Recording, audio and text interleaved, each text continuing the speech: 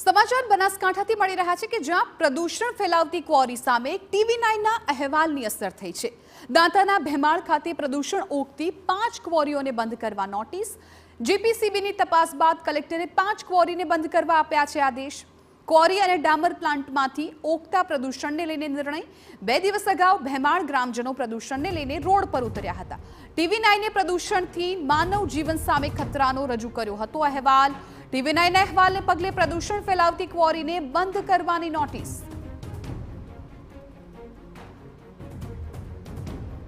તો પ્રદૂષણ ઓગતી 5 ક્વોરીઓ બંધ કરવા માટે નોટિસ ફટકારવામાં આવી છે। TV9એ અહેવાલ પ્રસારિત કર્યા બાદ આ અસર જોવા મળી છે। સંવાદદાતા અતુલ આ મામલે વધુ જાણકારી આપી રહ્યા છે। અતુલ, TV9ના અહેવાલની મોટી અસર જોવા મળી છે અને 5 જેટલી ક્વોરીને નોટિસ પણ ફટકારી દેવામાં આવી છે। ચોક્કસ દાંતા તાલુકાનું જે ભેમાળ છે અને ભેમાળ ખાતે જે ડામર પ્લાન્ટ અને ક્વોરી ચાલે છે તેના પ્રદૂષણથી ભેમાળ ગામના ગ્રામજનો ત્રસ્ત હતા અને એમની આ સમસ્યાને TV9એ ઉજાગર કરી હતી। TV9એ એક પ્રદૂષણથી ગંભીર સમસ્યા એવો અહેવાલ રજૂ કર્યો હતો અને જેની નોંધ તંત્રએ લીધી છે।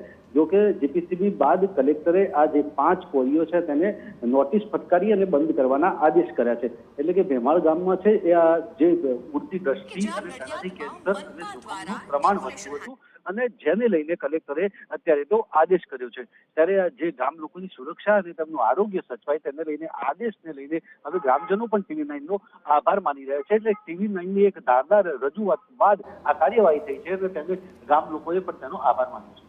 બિલકુલ અતુલ, આભાર સમગ્ર માહિતી બદલ। તો જીપીસીની તપાસ બાદ હવે નોટિસ ફટકારવામાં આવી છે અને TV9ના અહેવાલની મોટી અસર જોવા મળી છે।